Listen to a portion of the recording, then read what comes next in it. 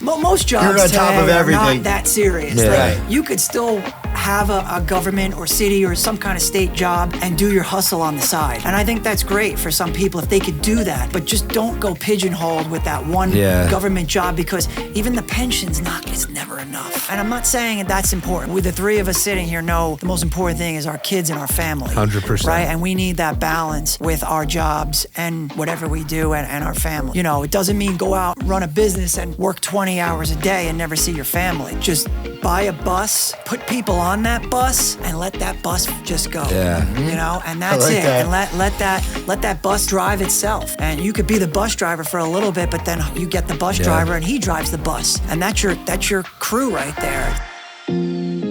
Guys, before we get started, just want to let you know, if you have any questions for us, please click the link below. You could ask us any questions via email, and we'll get back to you by the end of the episode. All right, guys, we are here with episode 32. We have very special guest and good friend, Paulie Lepore. Super proud of this guy. He's got 3 kids. He was a young dad, man.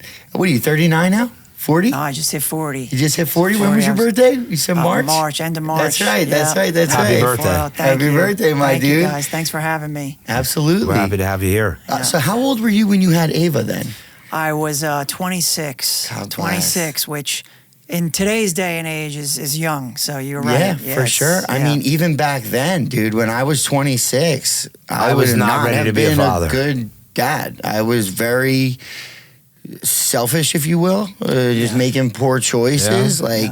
Maybe I had Mason at 29, like maybe the light bulb would have went off 3 years prior to that, but it's very hard for me to even think about if I would have been ready. So, I mean, I know I wouldn't have been ready. Right? And no matter what I did at 26, it would have been a battle to figure out, like, all right, check your bullshit. It's time to be a father. I can imagine. So I'm glad I started a little later in life. I can imagine. And then Ava's been doing great with softball. Ava's doing well. She's gotten into some other things too. She's Awesome. doing flag football. She's See doing that. track. She's doing field hockey. So She's everywhere. she's everywhere. And we were just talking off the air about having rough days and things like that. And so, you know, I'm not sure which path she's going to take, but being softball favoring, it may not be that softball path. So that was something I've been battling this week after putting in all the time and the effort and the work. She may be getting into other things, and you know, and I'm here to support her and be the dad. So that takes some learning to do and some maturity on my end after everything we've been through with her travel softball and all that. So that was my weekly battle that I've been facing. That's a tough thing, but we'll see what happens. I just got to be the best dad I could be for her. That's it. But you and put be it there. right, though, because a lot of people overlook the commitment that it takes from the parents to get everything done. Huge, Bill. Well, and I got young kids. My oldest is 6. So I got 6, 4, and turning 3 in June. Yesterday we had Little League, cheerleading, and I got not stuck, but I wound up bringing my daughter Josephine to Little League with me.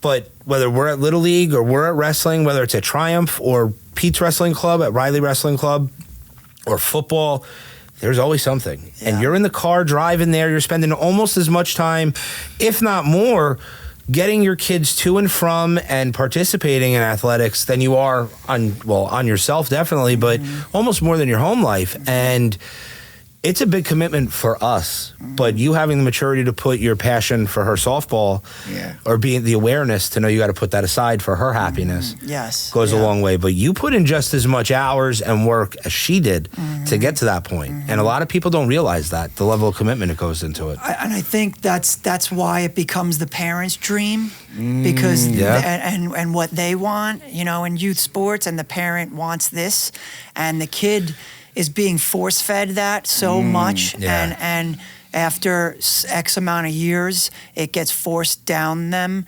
and they all of a sudden turn around and say anymore. they're not enjoying it. I don't want to do it. And then you got the other parents who've never played a sport in their lives, okay, and their kids are hungry and they want it. And it's like, wait, but you don't have the resources that my kid has. You haven't been all over the country. You haven't been with all the top coaches and the top trainers, and you've got everything at your fingertips, and yet you don't want it.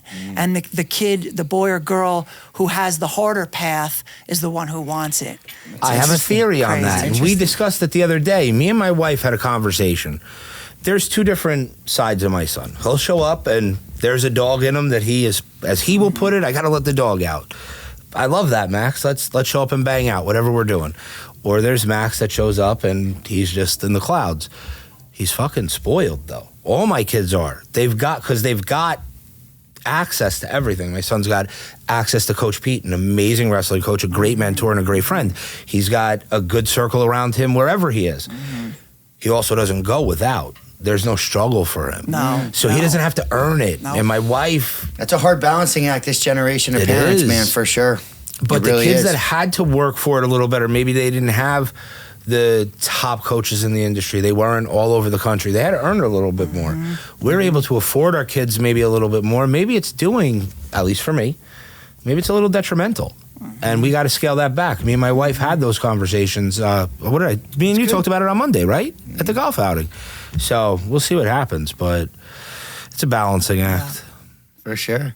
Yeah. So how is it now having two other little ones at home? Like, are you having, like, have you learned anything from back when Ava was around Dom's age and the little guy's age? Or is it a little bit easier to navigate now? Or is it still super overwhelming like Billy and I feel? It's tough, because I got a teen and two toddlers, so I'm at all ends of the spectrum. But you got a built-in babysitter. At times. But yeah, that part is hard. I got a 3-year-old Dominic and 2-year-old Valentina. They're 15 months apart, and then I got Ava, who's going to be 14 next month. So, I'm like dad of all ages, but it's great. They're already growing and getting better each month that goes by. It's getting easier. Yeah. So we could take them to Ava's games. We could take them different places. Right. And as long as we're together, the 5 of us, that's all I care about. Yep. I don't care if we're at the ice cream parlor, the softball field, church. Yep. A bar, Tommy's, you name it, a restaurant, anywhere, as long as that makes me the most happy. Yeah, that's where Billy's at. That's family is just... In probably the last 6 months, that's where I've gotten to. Yeah. Nothing matters. I come home, and my kids might have an attitude, but they're always happy to see their father. If I'm laying on the couch, Josephine could be an animal at times. She wants to cuddle with her father. There's nothing more valuable than that. And I get, when you say it doesn't matter where you are, bro, I love it. I feel the same. Yeah. I feel the same. And I've heard you mention church a few times. I'm guessing you've tapped into your religious side a lot lately, it seems. It's been a while now, right? Yeah, it's been a while. We were talking offline about struggles and demons and just, temptations, addictions, and all kinds of things that the world offers. And, I'm not... And none of us are the perfect human of following, our faith and our religious views. But I could tell you one thing: without him, I ain't half the man I am. Okay, because when I am struggling through something, or anything, I have a decision to make. I need an answer. I need him to guide me. I need him to give me the wisdom, even if I go against it. I know he's there on my shoulder. Yeah. And he's tapping into me, like you said. So I'm a better man because of him, because I think twice of what I'm about to do. If there's anything, even like we said, yelling at the kids. I'm trying not to do things like that. I'm trying to just be a good dad. I'm trying to be a good human. I'm trying to help others. There's so many people in the world that need help, but I need help too. Yep. And I can only live my day knowing that I'm a believer. That's me, and I try to do the best I can with that. So I know I'd be half the man if I didn't have, God in my life. So that's amazing. Now, how long ago did you really embrace religion? Well, I was kind of born into the church more so than most people.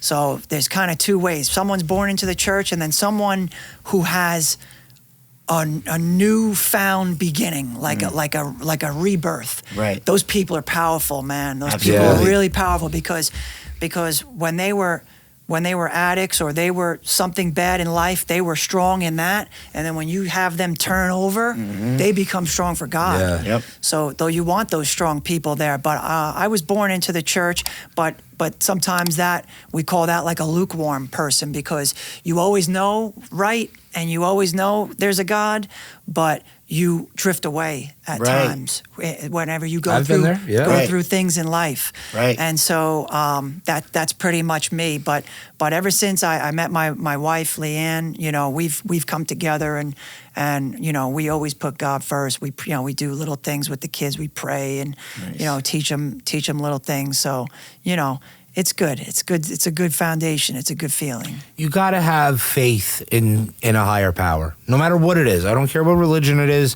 For me, I find it comforting. Now, I say that to say this. I also don't not buy into the constraints of Catholicism. I don't feel that I need to be in church every Sunday, or my grandmother used to go to church 4 times a week. I don't need to do that. I have a busy schedule.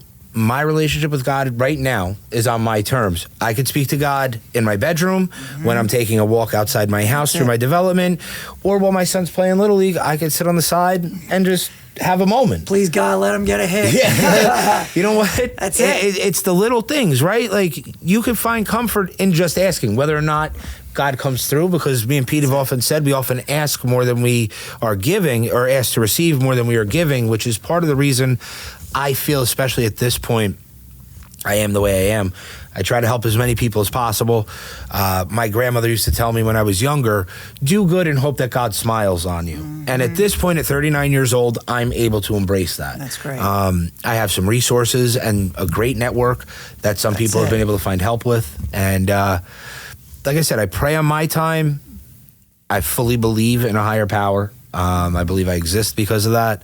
But for me, I can do that on my own time. Absolutely. I don't need to be confined by rules on that. Yeah, for Absolutely. sure. For sure. So Paulie called me, that was what, 2012 that you left your guaranteed W-2 paycheck every 2 weeks? What year was that? Oh, the government job. Yeah. 2018. 18. Yeah. Yeah, so Paulie basically called me and he said that he wanted to get an investment property.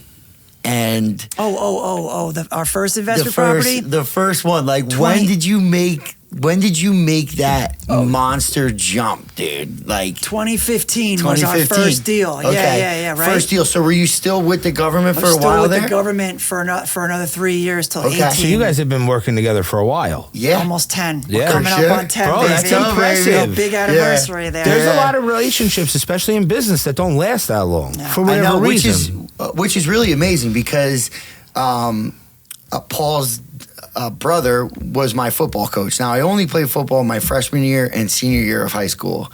So we'll get into your dad and everything. But when I quit wrestling my junior year of high school, I signed up for football. I also played lacrosse. But when I went to football, your dad was there. Oh, my and dad, dude, he had such amazing energy. And I wasn't sure how welcoming everyone was going to be and whatnot, because I hadn't been around for a few years, because my freshman year I was 90 pounds. So I was like, yeah, football ain't working out for me. I'm too small. So I kind of stayed on ice and I kind of got back in the mix. But then Dom wasn't really my coach that first year. We had Coach Smith and Coach Luke. Right. So I wasn't really around, the whole vibe until that senior year. Yeah. And your family was so welcoming. I've told you in the past, but your brother Dom was such an inspiration to us. Yeah. He was all about family, just all about all these amazing things. Really had us mentally feeling really good about ourselves. Oh yeah. And you guys had awesome success. Back in the early 2000s, was that 01? Yeah.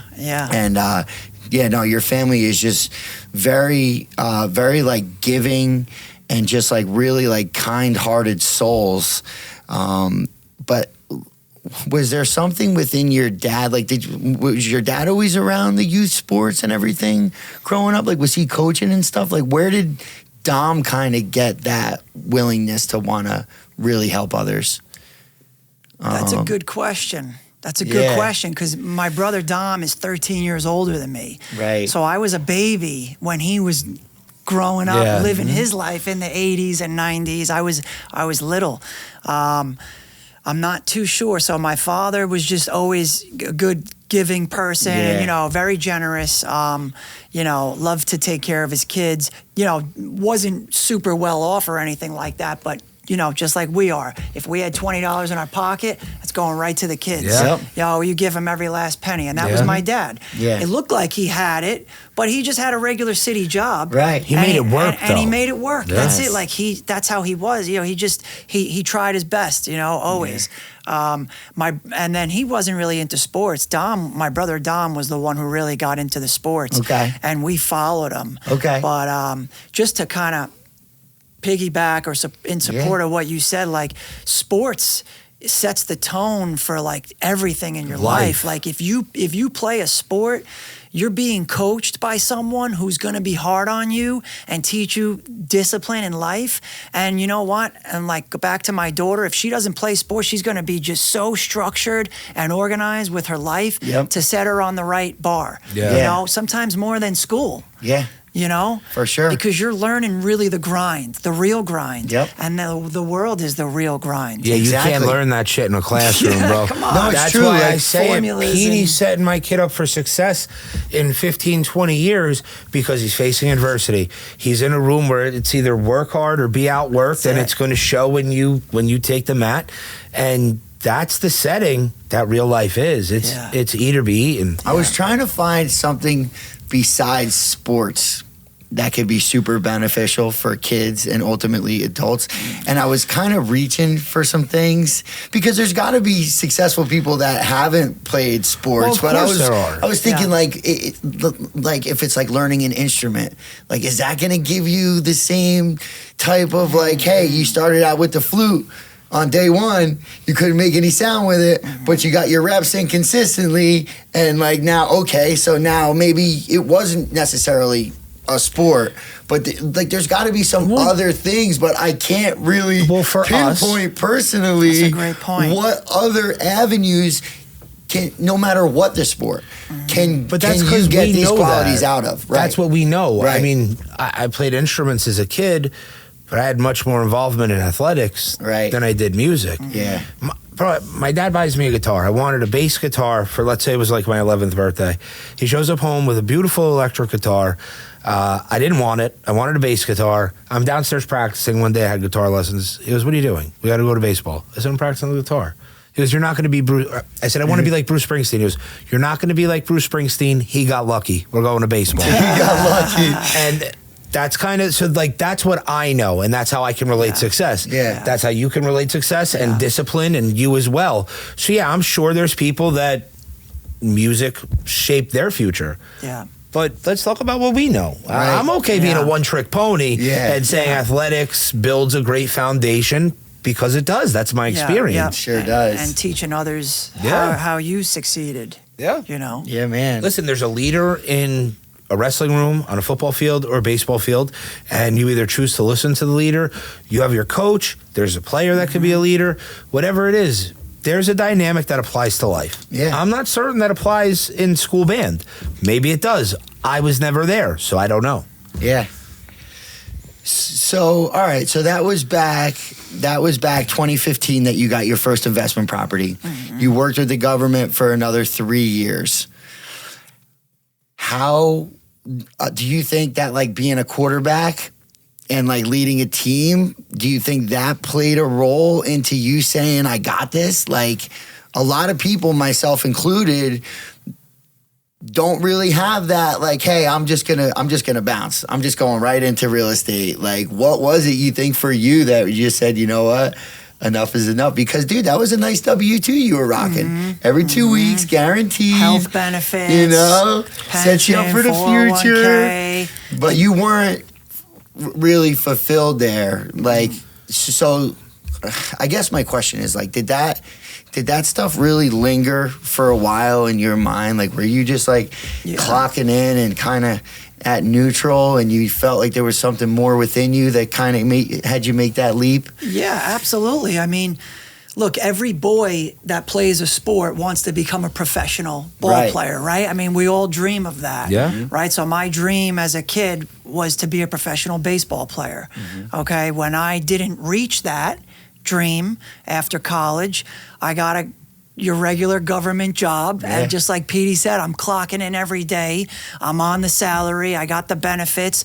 And it's the same thing every day. And I'm looking around, I'm sitting at my computer saying, wait, but I was just trying to be the best. I had a dream to be in the Hall of Fame, the Baseball Hall of Fame, and now I'm working a desk job. And nothing wrong with it, but my goals were here. And so now it's still within you. It's not baseball, but it's still in there. It's just the drive that wears on you mentally, though. The dream. You're sitting there, and that's got to play on you. It's playing. And so I started the government in 2008, a year after college, like I said, on the decent salary, climbing the ladder.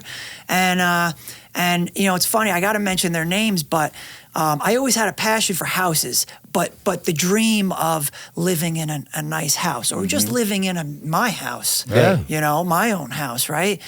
And I always had that passion for houses and stuff like that, but never really knew anything. So I'm in my condo, my small condo, and next door are my high school friends, Doug and Alyssa Alexander. Okay, and they tell me to come over, and they tell me to check out this show on HGTV. It's called Flip or Flop, and this is back in 2014. And I look at it, right, and I'm watching it, and I'm like, wait a second, this is like the most simple math you've ever done. This is like first grade math, right?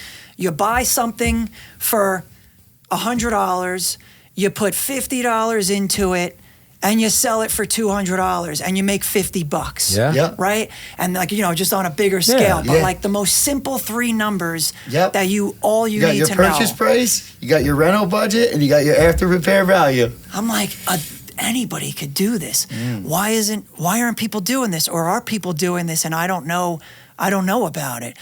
I'm not kidding. I binge watched every episode that night on TV, and I must have watched like 8 episodes till 3 a.m. of this Flip or Flop. And I just wanted to know everything there was. I'm like, I could do this. I wasn't the smartest, I wasn't the best athlete, but I have enough knowledge that I've learned to do something that I want to do, where the sky's the limit, just like it was with sports. And so I got so excited. I got my real estate license right away. I started researching, looking for properties and, looking for whatever I could see out there. And I called up Pete Reilly, my good friend who just got into the mortgage industry. Okay. And he's like, yeah, I do mortgages. And I'm like, all right, cool. So I want to buy a house. Like, can you get me a loan? And the first house was $82,000.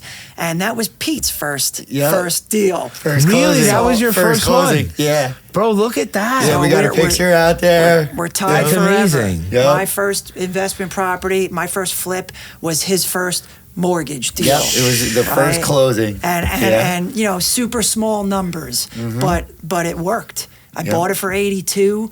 I put like 25 into it, and I sold it for like 155. I made like 25K. I'm in my government job.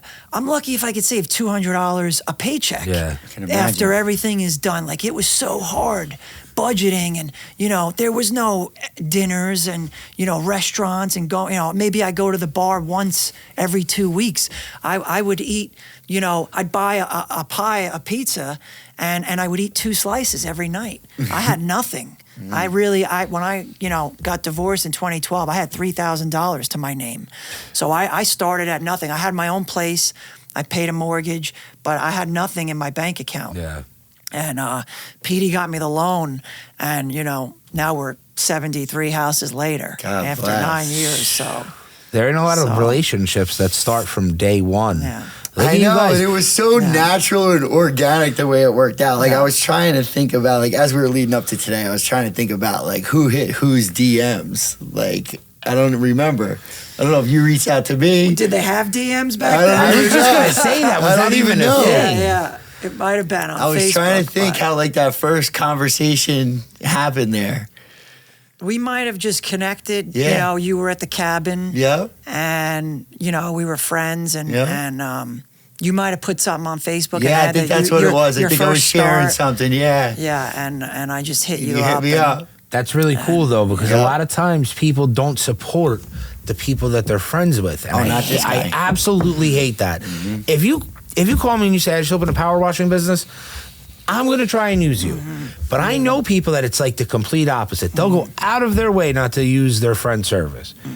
I don't understand that, but it's nice to see you guys day one, literally, for both of you. Yep. And here you are, 10 years later, just about, and still going. Yeah. Absolutely. That's admirable. Yeah. Absolutely. And we were both like a little bit like nervous and anxious, and there was a lot of unknowns kind of for both of us back then. Yeah. Oh, yeah. You know, some of the loans that we had in the beginning were very stressful for us and trying to like navigate it. They're still stressful, And then, right? they're still stressful and overwhelming. But We just you're a lot handle more it used differently. to it, yeah. We just handle it differently. Yeah. And you've seen so many like real estate highs and lows and like do's and don'ts that like he pretty much has those same like real estate scars that Saba has, where he's got like this like, okay, this is important, this isn't. You know, I don't necessarily need this house if you're telling me X, Y, Z. You have a system. You know, that there's a system, and there's just like the experience and the knowledge that you can't learn in the book. You got to learn it on 73 Now transactions. you fix and flip, or do you buy and hold anything? Like Danny, he just mentioned Danny. That's the only reason I'll bring him up. He holds and does rentals down in Atlantic City. What is your wheelhouse? Mostly fix and flip. Okay. But I will tell you, yes, the profits are great with a fix and flip and sell. You know, you can crush it. I mean, you can make money that you've never dreamt in just a few months. Yeah. It's awesome. But it's stressful as anything. It's stressful as hell. Like you got it all on the line. Everything. Your money's into the whole house, right? You're setting up the workers, you know, you got timelines, you want to get it done as fast as possible so you could sell it, move on to the next one. You got to find the next deal. You know, it's wild. It's like being on a roller coaster, right? And because of, you know, doing so many now, I have worked with Pete on some buy and hold, some rentals. So I've got 5 now. I was at 2, and then so last you're diverse year, then. I'm in diverse, your real estate, and because I like the rentals because it's less stressful. You know, do I get text messages at night saying I have a leak in my faucet and I have, you know, this isn't working. My washer, the spring just broke, and I'm thick over there. You know, doing my own work sometimes to help fix it. It is, but. The security in a rental, I like it. I like the long term. The fix and flips that's what got me to where I am today. So I encourage people to look into that. You know, you just, it's a home run, and even if it's a double or a single, it's still better than what the 9-to-5 grind is today. You know, and I just. Sometimes it's easier to help strangers than it is to help family and friends, because it's hard to talk to people about their own money. Right. You know, people don't want to listen. If they're not ready, they don't want to hear about it. And it's very, you know, it's touchy. Yeah. So sometimes, and I listened to your interview with Saba, and, you know, he was saying how he gets messages in his DMs. I get the same thing. Yeah. You know, I'm getting people, and it's like, sometimes I respond and other times I don't, because they are strangers. So I don't have to help them. Yeah. But when a family member comes to me and says, Paul, you know, how can we make this happen? You know, I'm gonna give everything you feel I obligated have to give to them, you know, and part of what my history and experience is, what Pete mentions, my dad. Like, my dad was retired, and I had my government job, so he was at the houses running the show, running was like the guys. your foreman. He was my foreman. Yeah. So, and a lot of friends of mine said, like, Paul, you wouldn't be where you are if it wasn't for your dad. My dad didn't take the risks. I took the risks, but my dad was the security blanket to be at the houses, making sure that the deliveries got there, making sure the workers weren't, you know, and he's a guy I trusted. Yeah. Exactly. You know, and he was the doing trust part. He was doing so much of the day-to-day. He was handling a lot of, you know, just the stuff that maybe doesn't really take that long, but hey, Dad, go over here, go over there. And, you know, that's amazing. And like you were showing us your tattoos that have your dad's memory and whatnot. And, you know, that's even similar to Saba too, because he's got his brother, he's got his mom, and he's got his dad. What a blessing. And could you imagine that for us, that we could play that same role that your dad did for you with your kids and anything that they're doing? Your father probably loved every minute of that, too. 100%. I mean, that had to give him, 100%. especially being retired. Oh, my gosh. A, getting to spend time with his son.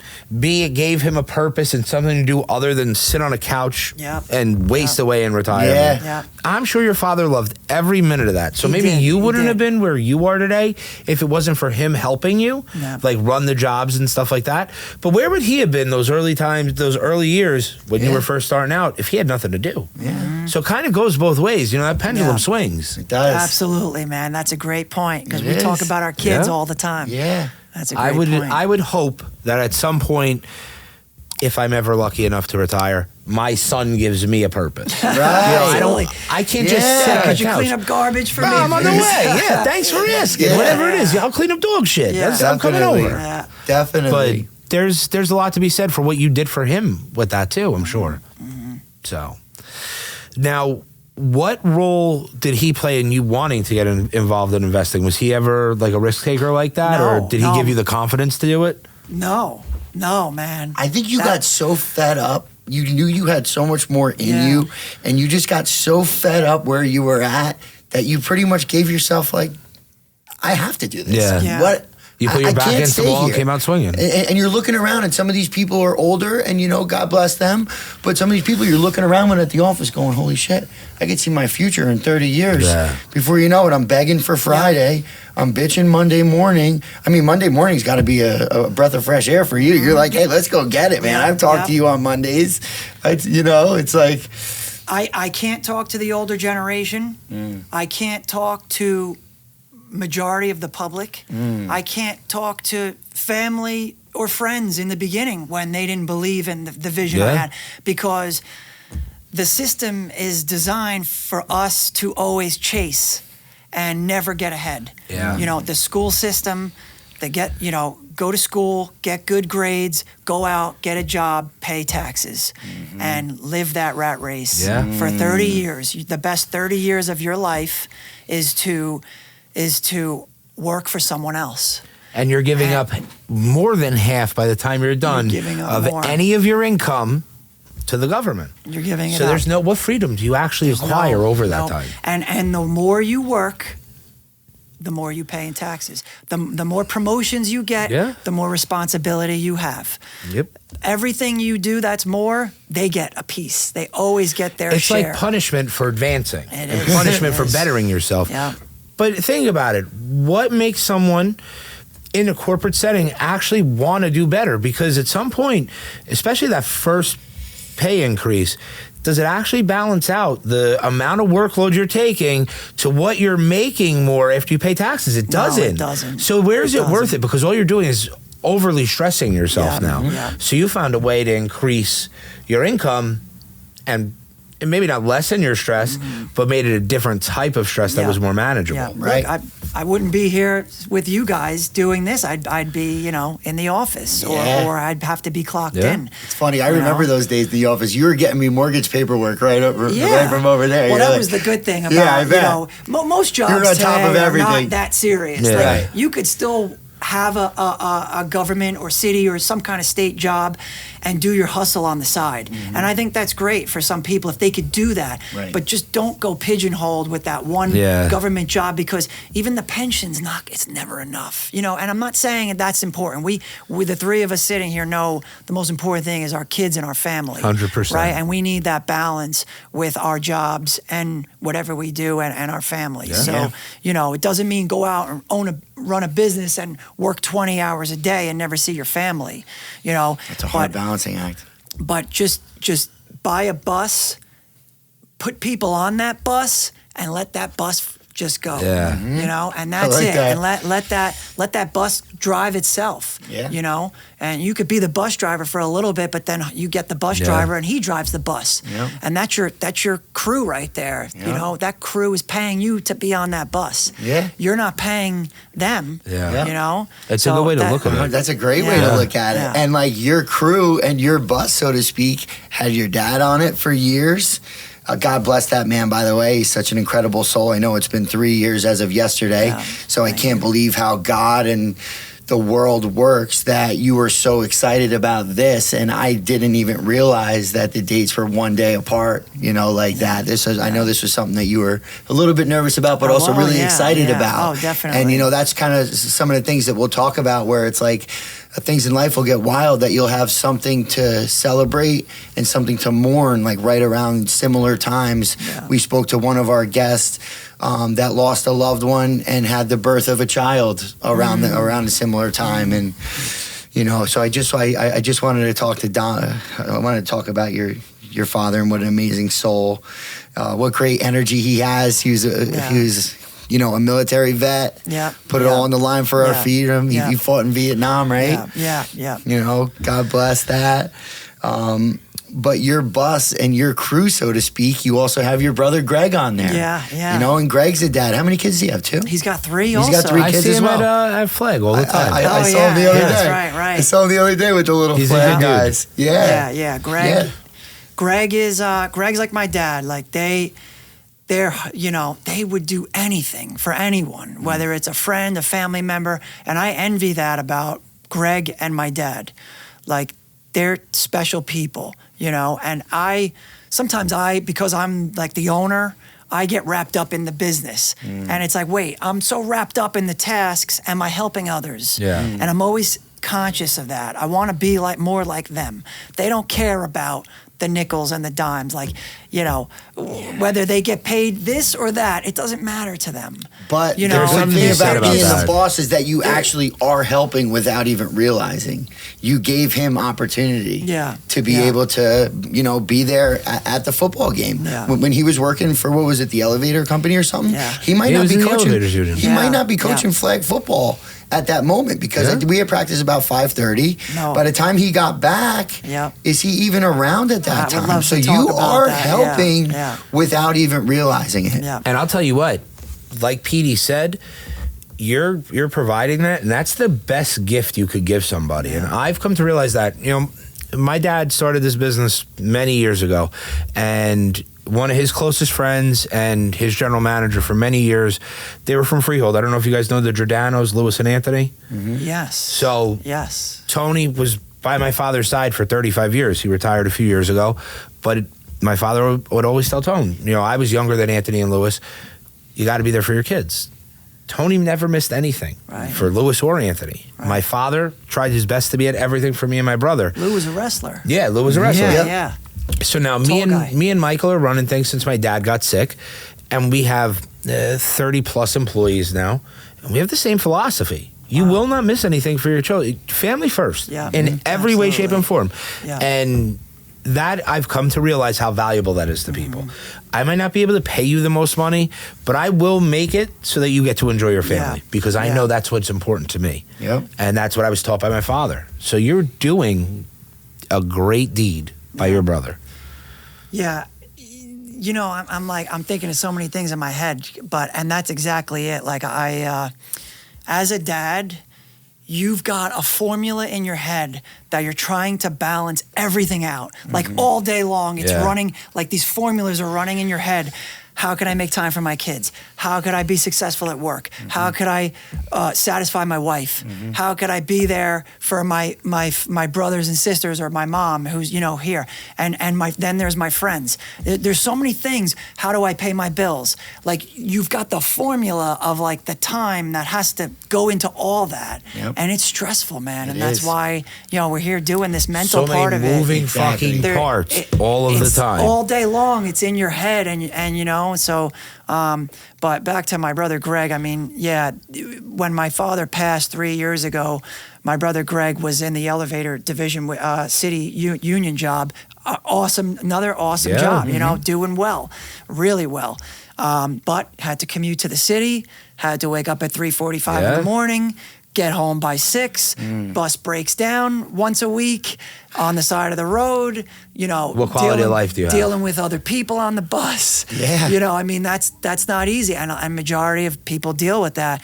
And he came to me and said, Paul, I'll work for nothing. I don't even care. and actually, it was his wife, Brittany, who said that to me too. Wow. She's like, whatever we have to do, Paul, we want to do it. Well, I don't care if he's scrubbing floors, you know, whatever we could do. And we sat down first and we couldn't figure it out because I did pay my father, but it was peanuts. Yeah. Because he was my dad. Right. Like, It's a little different now. yeah, like I was giving him like $100 a day. Yeah. Okay, that's like less than you pay your workers. Right, if right, you know right. what I mean. Yeah. Yeah. Okay, that was nothing. But he was happy with $500 a week. Right. And he's being with his son. I couldn't pay my brother Greg $500 a week to support 3 kids. He's got a family. He's got a family. So how do we make this work? And unfortunately, I had to get rid of my crew, and Greg became my crew. And that's where we did some side jobs to start, which I hate side jobs, by the way. I remember those days. I hate side jobs. I don't like doing bathrooms and kitchens. It's great. You can make good money on it as a contractor. You know, we know people who are our friends that do it, and it's a great thing. But you're dealing with people just like anything else. Yep. And it's their home, and they're picky, man. So although I'm a people person, it's just not my avenue. So I used to be a people person, and then people burn you out of being a people person. Especially when it's their house. There's a lot of do. money Yeah. there. They do. People are tough to satisfy, and you could have the most pure intentions. Yeah. No one is perfect. If we fuck something up, I'm coming to make it right. I promise. Yeah. But even if we did it dead on right, it's sometimes still it's too much. Calls Danny Saba back. told us a story. The lady picked the color paver she wanted.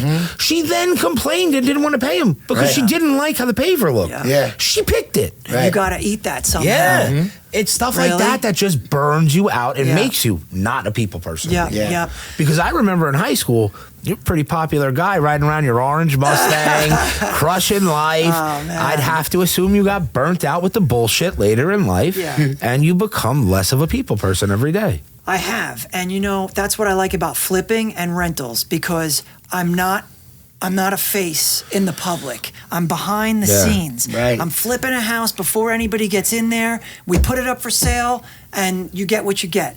And then with a rental, I'm only dealing with one person at a time. Right. I don't have a crew of people ganging up on me saying you suck. Right. Because exactly. that's Yeah. what, you know, when you're a head football coach like my brother Dom, you're in that spotlight. When you're a company, big company, you know, you own a pizza place, you got people writing Google reviews on you all the time saying this pizza's terrible. Right. You know, and that's hard to handle, man. You know, we were just what was the female basketball player at LSU? I forget her name. Oh, okay, but Reese, Angel Reese, right? She went on and said how, you know, she can't handle it. Like, you don't know what she's been through in the last year since they won the national championship. Can imagine. All the mental abuse that she's gone through on social media, because the bigger spotlight you're in, the more criticism you take on. Yeah. And, you know, you really need to shut it off somehow. So, but just to finish up with Greg, so he came on, he became the crew, and, you know, I trust him because he's family. So we've worked it out That's really awesome. well, you know. That's and awesome. I mean, it seems like he's got a solid quality of life, and you being blessed enough to be in that position where you could help your brother, that goes a long way, dude. And I'm sure Exactly. he's eternally grateful for that. Yeah, I'm sure. He's, And then I was also even thinking about your bus or your crew, so to speak. You also have your wife, Leanne, who's involved. And I mean, what she did at your primary home, the vision that she had. I remember when you guys closed on that house, whatever year that was. 19. You know, the place needed some love. Oh, some? So the day that I went there was probably closing day or whatever. and you guys were already, you had the island, and you guys were you were both taking notes on the vision and what was going to look like. She's got a good eye and a good niche for that, like interior stuff. But then she also kind of is involved with like listing these flips too, right? Yeah, she gets a little involved. She's a realtor too, and certified in interior design. Yeah. So she's taking it to the next level. I can imagine. We're doing stuff now that nobody in this area does, and to put it into the Villages adult community is like blowing people away. So, I'm sure. So we're trying to be number one in our market, our small fry little market of the world. Yep. Not trying to be better or bigger, just doing good in what we do. That's great. And that's it. She's great. She's probably helped you elevate your quality or the vision, because in the beginning you were probably like, all right, I'm going to get new cabinets, paint. Oh, it was the same kind of on every house. Yeah. Because a lot of these flips can noticeably look like a flip. Especially like you see the pictures on Zillow, you see that gray wall paint, certain things you can see the floor, you're like, oh, this is a flip. Yeah. Where yours are like, oh no, somebody put some serious time, effort, and money into this thing, and like it's noticeable. Yep. Before she got involved, we did 3 houses all next to each other.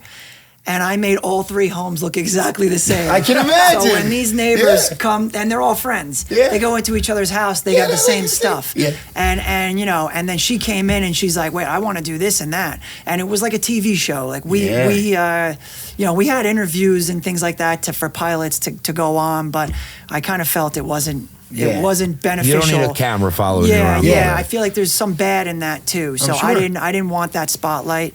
She's a beautiful woman, and I didn't want that. So I keep it quiet with what we do. But she came in. Until now, this is the most watched podcast around. So she elevated the game tremendously, and now we're doing stuff like that you see out in California, like the browns, the blacks, the whites all together. Yeah. The fusion of it is awesome. But she's just a mold in so many ways, not even just with the houses. But I think all of our wives are, right? Absolutely. So here's an opinion I've taken later in life. Now, we're married going on 10 years. I'm not easy. I've always led a difficult life. I'm very forward and aggressive. It takes a special woman to tolerate my shit. Mm-hmm. But it also probably takes a special man to tolerate my wife's shit too, so we find a good balance. But, I mean, listen, fair is fair. Pot calling the kettle black a little bit, but I accept who I am and she'll accept who she is. But a lot of people... social media makes it really easy to be envious of other marriages or other relationships, but then you don't know what happens off social media. Course. So I don't really post a lot, and I'm very content with whatever I have. My wife will always hit me with like, oh, look at this one and look at that one. They're here, they're there. Maybe we can go to an island. Yeah. I don't want to go to an island. I want to go to Wildwood and enjoy that, but my wife is a special breed for having to deal with that. I mean... She sees some of her friends that are probably hocked up in credit card debt and don't care. And I'm keeping us like in the green every month and trying to by living a reasonable life. But I said that just to give her credit for having to deal with the psycho that I know I am and can be. Yep. Like you said, special woman to deal with everybody. She's, I guess, the glue that keeps it together sometimes. For sure. For sure. And you got to give credit. So I know Abby works, hard at keeping you together. I see her come through the wrestling club with the kids when you're already there, and they come running in, and everybody loves you. I mean, that's support, and we need that. As a man, I need support from my spouse. Yes. 100%. Yes. If I don't have her support, we almost long for it, and if we don't get it. And we're not crippling. looking for much. No, if I don't get it, it's crippling. Good job, or just kind of like the same stuff that like we're looking for from like our dads, that old school generation. Like we're kind of longing for that from the ladies too. I need some approval. But Mike Heyer definitely sent me a message that really it was very impactful.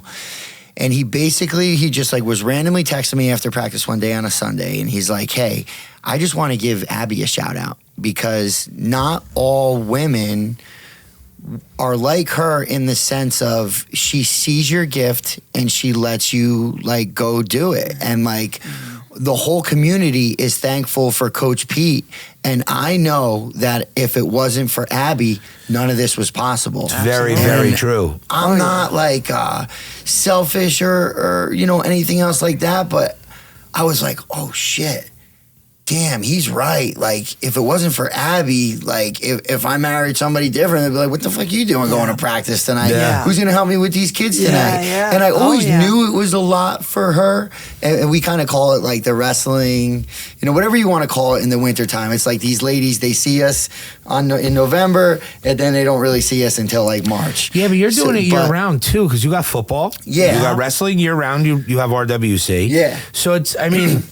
maybe it's a little more amped up in wrestling season. It's definitely more amped up in the winter, but I couldn't believe that it took me that long to like think about like, thank you. Like not just thank you for the nights that I'm gone, but like thank you for allowing me to live. Yeah. Like with what I love and be supportive. That's huge. Yeah, Dude, exactly. Not all men have that, man. I know. And you can see it. You Right. can see whether you could see the marriage or you could just see the guy that doesn't have it. If you met his wife once or you could you feel it. Right. That guy doesn't get that support from his spouse. He could be struggling. And like those are the guys where I'm lifting those guys up. Yeah, I know you I'm have not to. I'm not his wife. Yeah, but give him a little the something. dude needs a compliment. Yeah. He's struggling and Yeah. you just know the way they are. It Yeah. could, and so I'm like, dude, I need to lift you up right now. In my head, I'm thinking that. And I'm a big complimenter of people. And I'm like uncomfortable. I don't with take compliments. compliments. well, I'll but give you like them to all give day. them. I hate it. Yeah. I hate it. When you guys, it's like, I think we're all the same Yeah. here. Because you're complimenting me. I'm like, fuck, Yeah. wait till he's Yeah, done I with get it. it. But I like it. Yeah. But it's uncomfortable. Yeah. But that's humble guys, man. Right. That's not, like, nobody's fishing for compliments. Right. We were golfing the other day, and I wanted to go tell this lady I was proud of her because she walked all the way that was great. from the country club at Eagle Oaks all the way out. She was by like the second hole, which is a pretty far walk. It was warm, so we rode over, and I was like, "Hey, I just want to give you credit. I see you out here huffing it. No one else is out here doing it." And like she smiled and laughed. I told her I was Jamaican. Yeah, it was funny. It was funny, but like you never know. Kind words go a long way. Yeah. Exactly. And we were talking about like mental health and different things before we started shooting, but like you never know what those kind words could do. And like all because societal norms are to not talk to the lady at Dunkin' Donuts. I don't care. Yeah. I'm going to talk to that person. Always. And sometimes I feel like as I get daughter older, yells at me. Yeah, like why are you talking to everybody, Dad? Yeah, it's just like Some you never people know. do get weird about it though. Like I'll try to So engage. what? No, and I don't care. Yeah. I'll double down on it. I'm good. Yeah. No, Because there's times I need that conversation. Yeah, Right. like makes you feel better. Right. too. And I've said it. I try to help people or be kind to people because I know I'm fucked up, and I basically, this is therapy for me, and that's how I'm trying to fix myself. Yeah. But I know there's somebody that needs those kind words. Yeah. And Ronnie Strangio said it. He goes up to the guy at the gym that's overweight or woman overweight, and he sees them working, and he gives them that vote of confidence. Like, I see you out here killing it. You'll Yeah. get it. I was in your Yeah. position That's it. a year ago, dude. and that goes so far. So far. Dude, everybody's on a ladder, right? And we were all at the bottom at one point. Yep. I may be here, you may be there, and you Yeah. may be there. And you got to look at those people at the bottom, and you got to lift them up. Yep. Because we were once there. Absolutely. And we're all on that ladder climbing Yeah. it. It's a journey that we all are on, and so I'm so for that, man. And we could all wind up on that bottom rung of that ladder again. Oh, absolutely. Life Yeah, is a real fickle quick. bitch, Absolutely. bro. Being Real grateful. quick. Oh, real quick. I'm thankful for every blessing I have, but the truth is, financially, I don't really need much more than to be able to provide shelter at Yeah. this point in my life for my kids. Shelter and food, obviously, Yeah. because I'm taking a new look on life. All of my success comes from the love of my children. Absolutely. There's nothing that's going to fill that void. You could take every dollar. I'll never be able to replace a hug from my daughter or my son.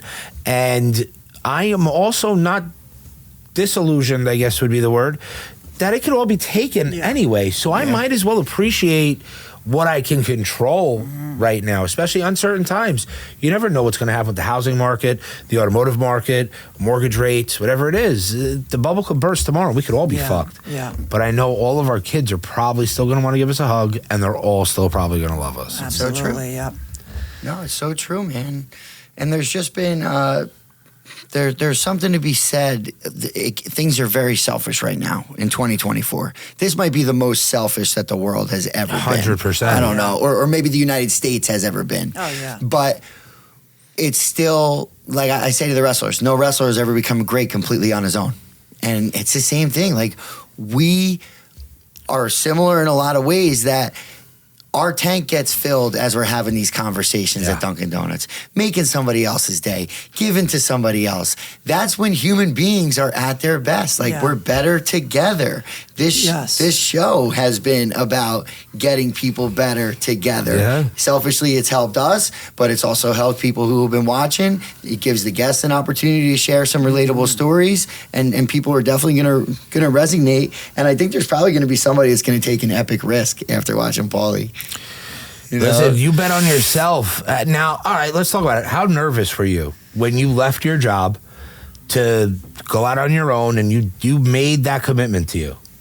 So, not too much, because I did the research with what I wanted to do by watching all those TV shows. Mm-hmm. It sounds so silly. Like, who watches a show and puts it into reality? Like, everything you see on TV, they say, is fake, and movies and this and that. But I watched it, and so I went out and I did it, and I was confident. I really wasn't that nervous. And, Pete was there in the beginning. And even if I knew I made just a couple bucks, it's more than I had in my pocket before that, and I've never flopped on one house, but what's important to me is finding my niche in what I do. Like, I talked to some real estate gurus. I got to talk to Tarek Al Musa, who was, from Flipper Flop, and he's crazy. Like, he just wants to flip 30 houses a month, and he's got, hundreds of rentals. And it's like, I think about that, and I think about the stress I go through just doing like 10 a year. What would it be with that? Yeah, it's like, I don't want that. Right. That's not fine, Paul. though. Yeah. And I lost myself for a little bit because I was trying to do that. I was trying to follow Grant Cardone and Ryan Pineda and Cody Sperber and all these real estate gurus that just crush it, and it wasn't for me. And I've even talked to some of them, and they've witnessed also that it wasn't for them, and they had to scale down. Yeah. So you have to find your balance, and like what I do now, like how you said you're comfortable in where you're at. Yeah. I'm comfortable in where I'm at. I don't wanna flip $1 million houses. I don't wanna buy apartment or commercial buildings and rent them out and deal with the EPA. You know your wheelhouse. I know my wheelhouse. And if my son or one of my kids takes it over one day, and they take it to the next level, God bless them. And I'm going to set them up with some rentals, and that's my goal in life. And that's it. I'm happy. And I got my balance. I could go in my pool on a Thursday afternoon and not have to stress, but I'm tied to my phone, more than I want to be now. I'm sure. I can't see myself doing that. I'm comfortable where I'm at. It's funny you say that, because one of the best pieces of advice that I didn't follow from my father was keep it small, keep it all. You only want to expand and grow because of your ego. He was 100% right, because we've tripled our bills, we've significantly increased our business, and we're working twice as hard, I'll say, for the same amount of money. Growth didn't translate to more profit. Growth did translate to more expense. The more you scale, the lower your margins get. You're buying more equipment, whatever. To more stress. I'm sorry to cut it you off. has to. Right. Of course. It's the other you side went of from it. the stress of managing a, let's say, 10-person payroll to a 30-plus person payroll. Right. You've now managed 10 different attitudes and 10 different personalities. Now you're managing 30. Yeah, it's tough. Your mind is there's so many different dynamics. But I wish that I listened to him when he said that. It was the most valuable bit of advice that I did not listen to. As far as stress and levels of comfortability, that was like somebody giving me the winning lottery ticket and me throwing in the fucking garbage. I should have listened. But ego-driven, and I'm not mad about where we're at. I love what we do. I love our brand. I love our business. And our staff is very special to us. They are family. We are a complete unit. That's what I was thinking. As you tripled down, you were able to now positively impact. Absolutely. Look at the trickle down. You had 20 more employees. Yeah. Who most of them have kids and wives and families. And we found Look good at fits. that impact. Yeah, that's 100%. huge. And it's been a good fit for us with a lot of them, but we've been a good fit for them and their life. There you go. I'm not going to say we let people do what they want, but if you need time for your family, or your wife got sick, or your kid isn't, whatever it is, be with your family. Yeah. Because at the end of the day, that's the most important thing. And honestly, I don't want you at work, whether it's selling a car, fixing a car, or driving one of our big trucks or whatever. If you're more focused on your wife or your kid not being in a good place, I don't need you to be distracted. I want the best of you, and your family deserves the best of you. So let's work together to find that compromise. So I am happy that, although more stressful and more exposure, we have been able to provide a balance to our team. And that's important. Like you said, we've been able to bring in additional pieces that I think have benefited from being there, and that they have benefited from being there. There you go. But keep it small, keep it all. Stay in your wheelhouse. Don't increase your stress. Go in the fucking pool on a Thursday. I wish I could. When you love what you do, you'll do fine. Yeah. And that's huge. And I tell my daughter that with sports. That's why, when it becomes a job, you then it gets to be stressful. But when you enjoy it, you overlook the stress. Yeah. If you enjoy what you do, you won't work a day in your life, right? It's so true. We know that. Yeah. So true. But I've been I didn't hear what you guys were talking about specific to Ava, but I quit wrestling because I used to love it. And that same year, prior to me quitting, I went to this Jay Robinson camp. It was a 14-day intensive camp by myself, right on the border of Pennsylvania and Ohio. They gave me a hat for being one of the hardest workers there. They gave away 4 hats. I got one of them. Drinking all the Kool-Aid, bro. I was so into it. I freaking loved it. And when I love it, I'm all in. I love this mental health stuff. That's why I'm so passionate about it, because I've been through that shit. I know the other side, and I know how it feels, and I strongly feel about this. But I was in that same thing where it wasn't fun anymore. So I freaking packed it in. I regretted it the very next day. Asbury Park Press back in the day, I was looking at all the results from the day before. I instantly regretted it. But, thankfully, I have been coaching for so long that I'm glad my road went the way it was. But I think for Ava, she might need a break. And I don't think she's gone forever. She's super talented. She's got so many reps there. She might just need a breather, dude. She might just need a timeout, or maybe you just modify it. All right, listen, we're not doing travel. Or, whatever it may be. Or maybe she says F it completely, and then maybe she comes back her sophomore year.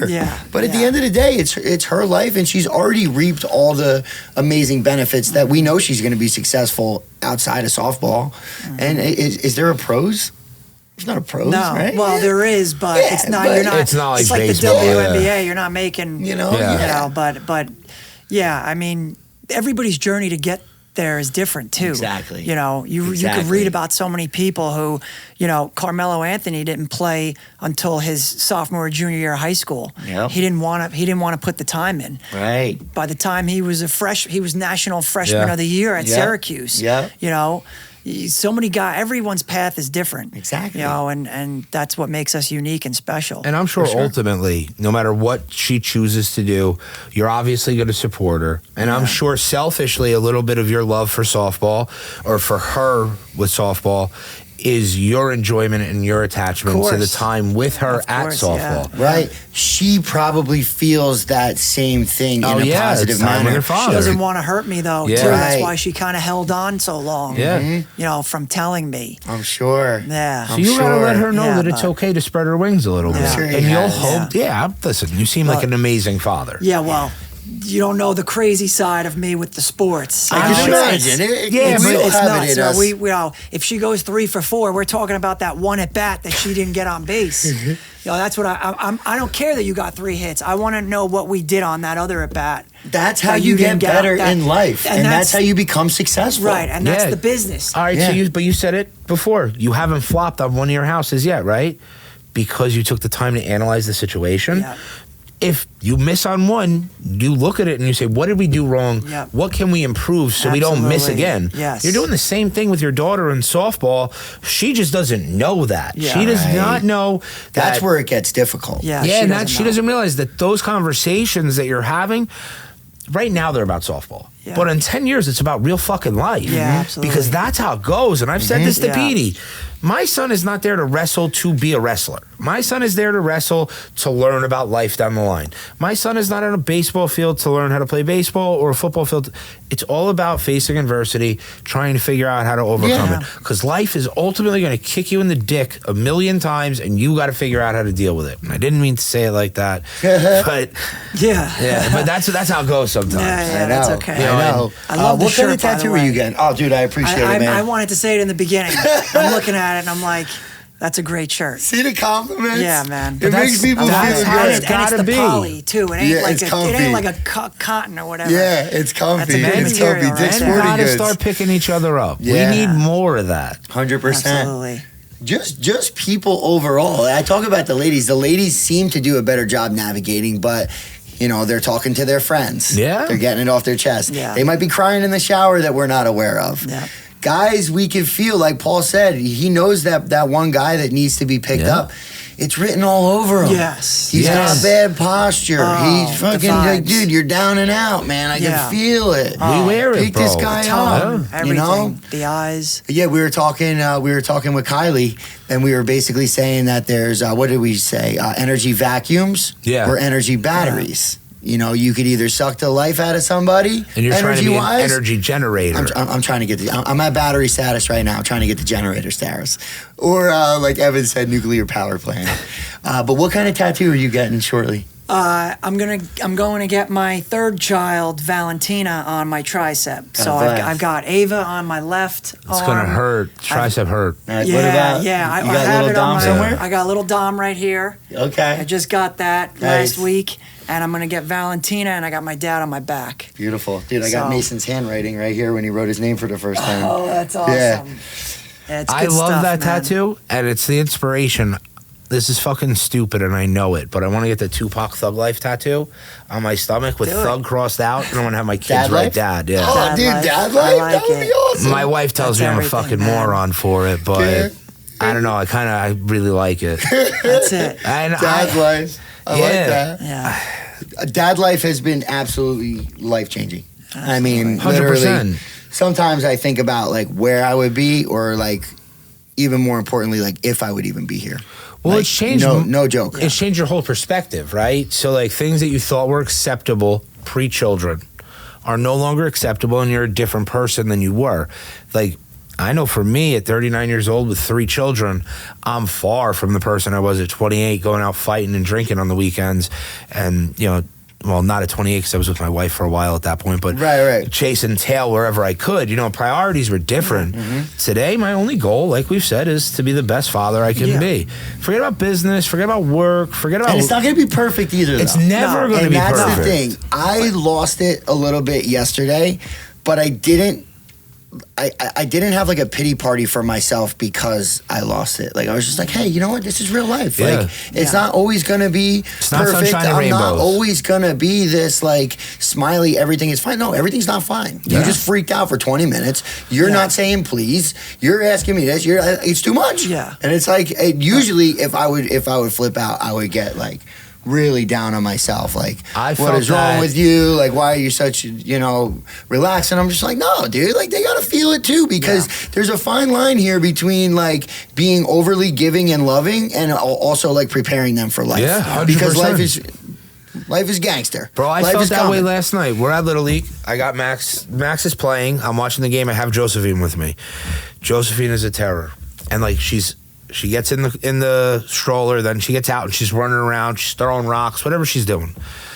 and I'm trying to watch the game in the worst way. Thank God. Now she's all right with me. We'll go for a walk in between innings. There's a mom there, Tiara, who actually knows you. She was a wrestling manager. She's like 26 years old, and I guess she saw a clip from the podcast. She was a manager when you were coaching in Freehold Township High School at some point, but she knew you, and she helped so much with Josephine yesterday. Nice. She would take Joey in the stands, sit with her. Better together. There's Yeah, always people willing to help, even if it's a small task. And you don't know unless you ask. That's it. Well, I didn't even have to ask. She That's just the thing. grabbed Joey and she was like, "Come sit with me." Well, then your vibe was probably like, I Yeah, want to she talk probably to saw it someone. like It he might saw have it been. on It the wasn't other shut guy. down. 100%, Right. but we have to realize there are so many more people willing to help in our once we have that network Open and up. that Yeah. circle, bro, it makes life so much easier because like I'm willing to take anybody's shit. If you got a problem, and it could be just as easy as I wanted to watch my sons at bat, not chase my daughter around for the time being. She took Joey, let me watch the at bat.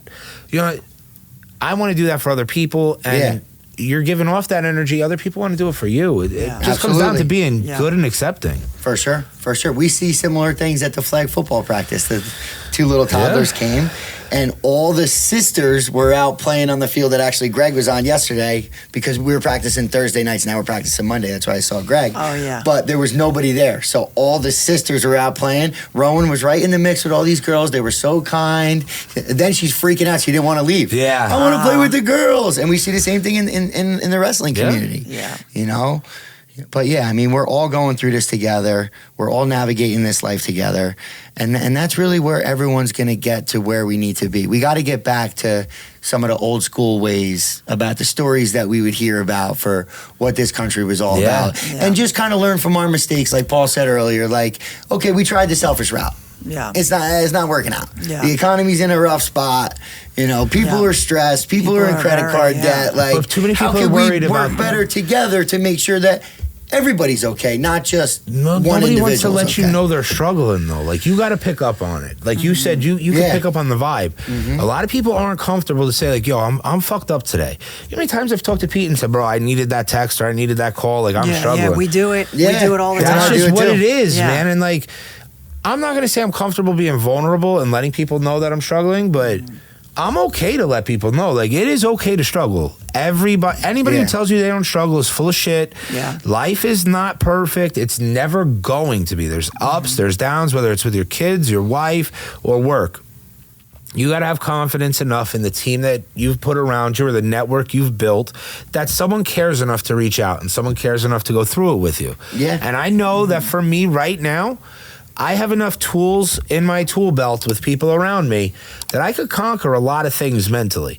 Now, it might not fix the situation. It might not help my father's health. It might not, if we're going through something in my house or at work, it might not fix the problem, but it'll get me through it. There you go. And that's what a lot of people need to look for. Don't look for the solution. Look for the availability of people and assets that you can use to weather the storms. Because once you get through the storm, things will be all right. That's right. Yeah, that's But right. you just got to get through the fucking storm. Yeah. But isn't it wild that just sometimes like somebody will randomly reach out to you and it At just the so happens to right be like the time. right time? Yeah. Whether it's God or the universe You know who's or whatever amazing it may at that? be. Maddie Trost. Yeah, Maddie Trost, Maddie amazing at that. randomly He got you at texts the right me, time. and it's I think we're getting like close time, always the actually. right time. yeah. You got to go? 2:30 tat. How far away is it? Yeah. Are we on pause? What happened? All right. No, we're still live. Oh, okay. What time do you have to be there? He said 2:30, but I could be a couple of minutes late. Where do you have to No. go? Unique Ink, Strickland, right? Well, what is that? Oh yeah, no, Edinburgh. let's get him out of here. Yeah. Yeah. Do you have anything to wrap up with?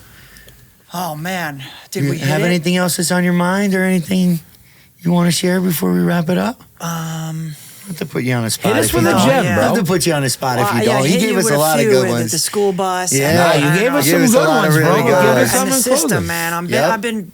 I've been preaching that for a while. Like, dude, everybody's so caught up in like getting good grades and going to college. I think it's bullshit. And like spending $50,000 a year to go make $50,000 a year. Yep, that like equals 200 at 12% interest rate. You're buried for life. Yeah. You're buried for life. And like, look, we need these people. We need doctors. We need nurses. But For like, sure. And like, we need all the workers. We need that. Yeah, but we need plumbers and electricians as well. Oh, yeah, even more. We need everybody. And if everybody thought the way I thought, we wouldn't have all those. That's true. So it's like I'm trying to convince people that real estate investing is just a huge like thing. It's like a home run if people want to buy into it. Right. But then we won't have those other fields. Like we need those, you know.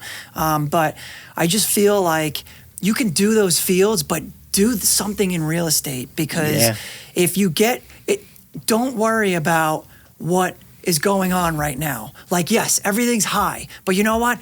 20 years ago, to people, it was high. Yeah, and that's look now, if you bought that property 20 years ago, you're set. Everybody's like set. The Monday morning quarterback. Yep. Oh, yeah, I got this property from 20 years ago. And everybody's like, oh, man, if prices were that low, I'd buy too. Yeah. No, buy now. Yeah. It doesn't matter. We talk about the interest rates all the time with Pete. I got 9% interest rates. I'm not afraid to tell anybody about that. Rate's just a number. It's just a number. Like I'm still gonna make out. Yeah. Like we did 3 rentals last year that I bought. Right, 280, 320, and 350. Not even a year later, they're worth 310 or 320, and then the 320 is probably worth 375 or 400, and the 350 is probably worth 450. So you did good in less than a year. But I've got somebody else is paying the mortgage. It's appreciating. It's like you gotta take those real estate chances, but not everybody has a passion for real estate. So Right. I get that. Right, I but get take that, but a chance on something that Take a you chance. do like, or even if I was saying like, with us being dads now, how it's different. The conversations are gonna be different as our kids get older. Like, do you love art? Okay, embrace that. Okay, do you want to go to college? All right, maybe go to college. Okay, maybe go to college, figure out the debt. Okay, get yourself a job, but don't forget this art thing because something is really, really pulling you in that direction. You know, whatever it may be. And worry about your kids. That's the main thing. So like I told my daughter this morning, I said, would you rather have $1,000 car that's broken down with $80,000 in the bank, or an $80,000 car with $1,000 in the bank, right? And she said, well, I wouldn't like either.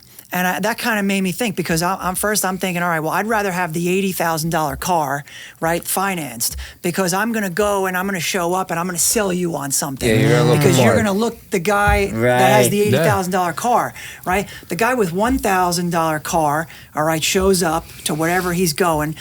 And what good is that $80,000 doing in the bank sitting there? Collect a minimal money and interest. It's not due. Even the CD. Everybody's talking about CDs now. You're only making 5% you're getting on you're a making, CD now. Yeah, $5,000 a year. Yeah. Right. And although that's a good number, it's not. It's a making, bullshit number. It's not. I'm trying to be nice. I'm trying to be sensitive to the ladder of everybody on their journey, right? But $5,000 a year, it's not making waves where we are, where we're living with our economy right now. Right. You got to take it, and you've got to take the chances. I had this conversation about my 401k the other day. It's a waste. What you're doing, and that's how I started. By the way, that's how I got the 25% down. I borrowed from the 401k. Yep, I remember because that. that's just going to grow over 30 years and make like $2 million. Yeah. And I did the numbers, and I'm over $4 million in 9 years. God bless. Just with the flips. Wow. Because I thought you would ask me that. Yeah. Right. So I calculated my salary over 30 years in the government. I'd be at like $2.5 million in 30 years. In 9 years, I'm over $4.5 million. Golly. So where's that trajectory gonna turn out over the next 20 Sky's years? the limit. That's Sky's the crazy. limit. As It's far funny as you you guys want keep it to saying go. that. Sky's the limit is the background on my phone. There it is. So just taking chances. And sometimes I have to tell people the numbers just to convince them because people want to see the proof. Yeah. Mm-hmm. They they don't know who you are. Right. They don't believe you. Yeah. But if you give them some numbers and some insight, then they're like, oh, maybe I could do it. Yeah. Maybe I could try it. But take care of your family and the kids first. And we have to instill the knowledge into them about taking those chances. Absolutely. And we talked about sports. Yeah. That's going to set the ground, with the discipline and the structure. And then you fill them in and how to work the numbers, because the schools aren't really teaching that much. They're not teaching how to make a bank account. Which is crazy to me that the one thing that I think is most important is financial literacy. And we're teaching no one how to budget, how to balance a checkbook. Yeah. I don't understand what we're doing in life that we're not equipping our youth with that. Because I'll tell you what, I've never had to know how to figure out an isosceles triangle or anything like that. Yeah. Algebra. But I balance a fucking checkbook every day. Right. Yeah. Right. I have to be financially literate, and I had to learn it myself or with my parents. Unfortunately, because, whoever you want to call it is pretty much like Paul's saying. It's a just constraint getting of our a whole system. bunch of And stressed out credit card debt, Yeah. limited finances, workers. And unfortunately, but fortunately enough, your kid's at an advantage because you know that. Right. And all the See? other kids don't. Right. They don't know how to financial literacy because their parents are probably at the regular job that we're talking about, which again, there's nothing wrong with it. But if you want to bring them in the mindset that you have that ability. Absolutely. And you could plant the seed. You're going to fight against their way of thinking because they're already brainwashed. Yeah, The kids are 100%. already brainwashed. They're already talking they need straight A's. They have to go to college and they have to get a job. And my 13-year-old says, I want to go get a job and make money. I go, what are you going to make? Yeah. You're at a minute where you're going to Chick-fil-A. You're going to make $13.50 an hour, and it's going to take spending it on lunch. It's going to take you a month to buy those Lululemon leggings that you want. Right. You there's no way it's adding up, and I'm the one that's got to teach her that. That's perfect. My father That's used to what it's tell all me about. so I got a job in 8th grade working at Food Town across the street. They didn't fight me on that. They thought it would actually give me some work ethic, I'm just which it picturing did. you with the Food Town outfit on. I have pictures of it somewhere at home. But With I like the made, white crew neck. I want to say I made like $5.10 an hour at the time. But my father, when I realized it was bullshit money, he goes, school is your job. I will give you what you need as long as you perform in school and you do what's right. Focus on that, because at 13 years old or 12 years old, whatever it is when you go work, you're doing nothing. tough. You're doing nothing. And you're doing slave work for that company. And you're not Absolutely focusing right. on the things that society tells us we need to focus on. Yeah. You're not focused on school.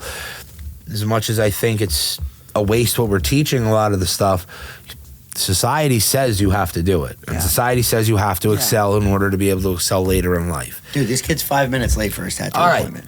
Thanks for tuning in, guys. Paul was great. Thank you so much for having me. No, I we really hope to get appreciate you it. back on. This was so awesome. Yeah, it really, it was. was great. Hell yeah. Can't thank you enough. Love was it, dude. I'm awesome. sorry we went over time. No, totally. I was confident cool. that we'd be fine. I'm like, we'll be No, fine. it's great. Not fine. Yeah, Thank you you. guys are still talking. Let's get this kid to his We're fucking throwing tattoo. compliments out. Yeah, come on. Let's get to Exactly. the tattoo. Thanks Thanks for for having tuning me. in, guys. Of Click the course. links, like, share, subscribe. We appreciate you. We'll see you next week.